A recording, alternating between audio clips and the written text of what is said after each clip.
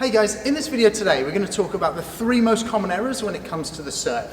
Now we're going to cover a technical element, but also we're going to talk tactically what you should be doing in the points as well. By far the most common error when it comes to the serve is making the serve too complicated. Now this is something that we've mentioned in previous videos about the simplicity of the serve, but for some reason when people come to a paddle court they think, right, I'm going to put a huge amount of spin on this, or I'm going to hit some kind of trick serve to catch my opponent out.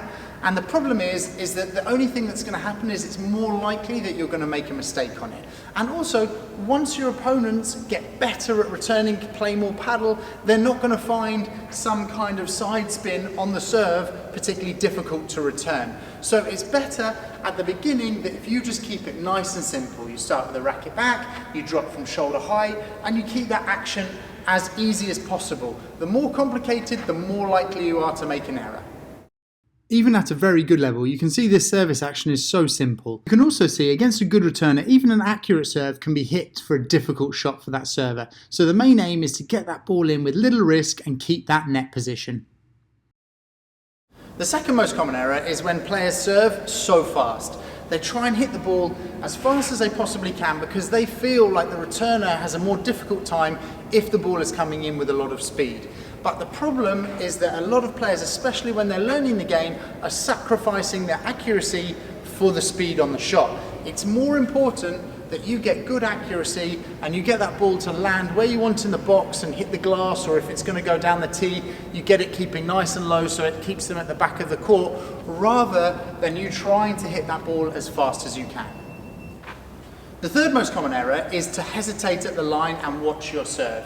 And you see this a lot, particularly when players are learning the game, that they're going to serve and they look to see if their ball has gone in or if it's a good serve. They hesitate at the line and then they move forward, but it's too late and they're out of position at the net. The worst thing that happens is if you serve and you run forward and the serve is out, that you have to turn around and come back to the line, which is not as bad as you serving and then being out of position for every time you have your first volley. Here you can see again a very simple service action, but the most important thing is after that hit he doesn't even wait for that shot to bounce, he's already in at the net. Regardless if it's a good serve or a bad serve, he needs to come to the net, so you might as well go as soon as you've hit the ball. The nicest thing about the serve is that it's completely within your own time. You're the one who decides when to bounce the ball, you can control your whole technique, and it's a simple action. It's not like tennis where it's a very difficult action.